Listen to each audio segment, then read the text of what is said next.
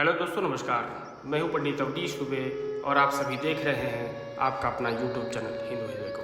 दोस्तों, आज मैं आप सभी को भगवान श्री कृष्ण सहित पूरे यदुवंश का क्यों नाश हुआ था, कैसे नाश हुआ था और भगवान श्री कृष्ण की मृत्यु कैसे हुई थी, किसके द्वारा हुई थी, इस विषय पर मैं पूरी कथा आप सभी को विस्तार से बताने जा रहा हूँ। वीडियो शुरू करने से पहले आप सभी से आग्रह है, कृपया मेरे चैनल को सब्सक्राइब करें और बेल आइकन की घंटी को जरूर दबा दें। तो चलिए प्रारंभ करते हैं। दोस्तों, सर्वप्रथम कथा प्रारंभ करने से पहले आप सभी को महाभारत के काल में चलना होगा। जी हाँ दोस्तों, 18 दिन चले महाभारत के युद्ध में रक्तपात के सिवाय कुछ हासिल नहीं हुआ था। इस युद्ध में कौरवों के समस्त कुल का नाश हुआ था। साथ ही पांचों पांडवों को छोड़कर पांडव कुल के अधिकांश लोग मारे गए थे। लेकिन इस युद्ध के कारण युद्ध के पश्चात एक और वंश का खात्मा हुआ था, जो वो था श्री कृष्ण जी का यदुवंश। जी हाँ दोस्तों, अब मैं आप सभी को बताने जा रहा हूँ कि यदुवंश का नाश कैसे हुआ और किसके श्राप से हुआ।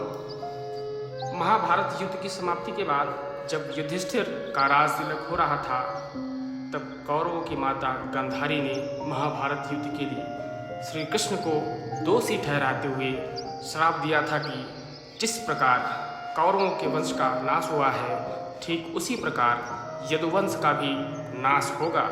गांधारी के श्राप से विनाश काल आने के कारण श्री कृष्ण द्वारिका लौटकर यदुवंशियों को लेकर प्रयास क्षेत्र में आ गए थे। यदुवंशी अपने साथ अन्न भंडार भी ले आए थे। कृष्ण ने ब्राह्मणों को अन्नदान देकर यदुवंशियों को मृत्यु का इंतजार करने का आदेश दिया था। कुछ दिनों के बाद महाभारत युद्ध की चर्चा करते हुए सात्यकी और कृतवर्मा में विवाद हो गया। सात्यकी ने गुस्से में आकर कृतवर्मा का सिर काट दिया। इससे उनमें आपसी युद्ध भड़क उठा और वे समूहों में विभाजित होकर एक दूसरे का संहार करने लगे। इस लड़ाई में श्री कृष्ण के पुत्र प्रद्युम्न और मित्र सात्यकी समेत सभी यदुवंशी मारे गए थे। केवल बब्रू और दारुक ही बचे रह गए थे। यदुवंश के नाश के बाद श्री कृष्ण के ज्येष्ठ भाई बलराम समुद्र तट पर बैठ गए और एकाग्रचित्त होकर परमात्मा में लीन हो गए थे। इस प्रकार शेषनाग के अवतार बलराम जी ने देह त्याग स्वधाम लौट गए। तो चलिए जान लेते हैं भगवान श्री कृष्ण की मृत्यु कैसी हुई थी।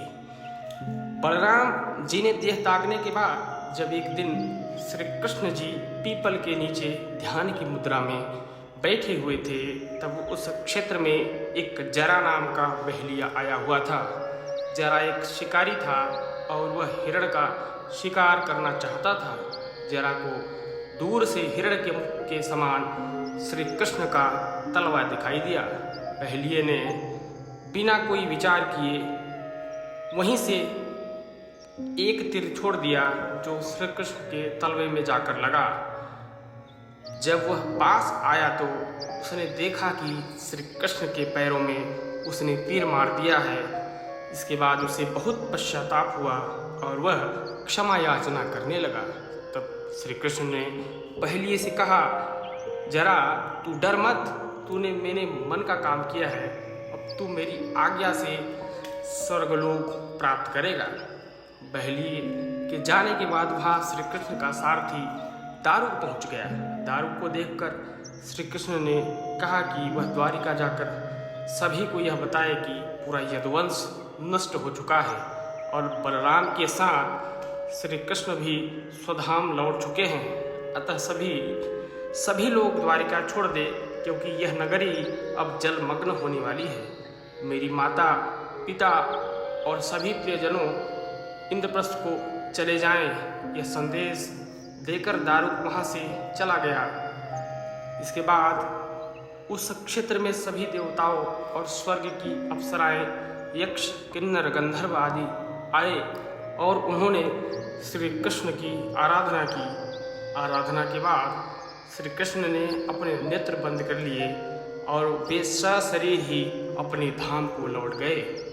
दोस्तों, श्रीमद् भागवत के अनुसार जब श्री कृष्ण और बलराम के स्वधाम गमन की सूचना इनके प्रियजनों तक पहुंची तो उन्होंने भी इस दुख से प्राण त्याग दिए थे, जिसमें देवकी, रोहिणी, वसुदेव, बलराम जी की पत्नियां, श्री कृष्ण की पटरानियां आदि सभी ने अपने शरीर त्याग दिए थे।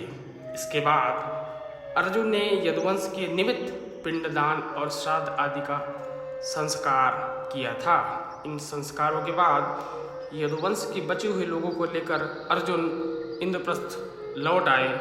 इसके बाद श्री कृष्ण के निवास स्थान को छोड़कर शेष द्वारिका समुद्र में डूब गई थी। श्री कृष्ण के स्वधाम लौटने की सूचना पाकर सभी पांडवों भी हिमालय की ओर यात्रा प्रारंभ कर दी थी। इसी यात्रा में ही एक एक करके पांडव का भी शरीर त्यागते गए। अंत में युधिष्ठिर सशरीर स्वर्ग पहुँचे थे। तो दोस्तों, जो श्री कृष्ण को तीर मारा था वो कौन था, इस विषय पर आप सभी जान लीजिए।